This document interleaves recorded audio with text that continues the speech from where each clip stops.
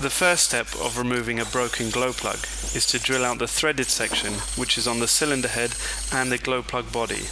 It is imperative that this is done correctly and as straight as possible. Otherwise, when installing the new glow plug, it will not seal correctly. After drilling out parts of the glow plug body and drilling a pilot hole in the center of the glow plug, we can then tap a thread into the remainder of the body and get it ready for extraction.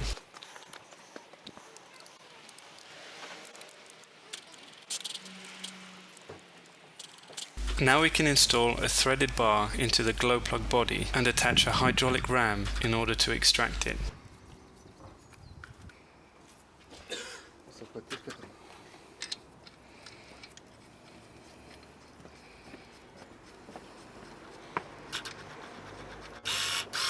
Now you can see the glow plug has been extracted and it shows a severe buildup of rust and corrosion on the body. The final steps which are required before being able to install a new glow plug will be for us to install either a time cert or a helicoil into the cylinder head in order to restore a new thread for the glow plug to be installed to.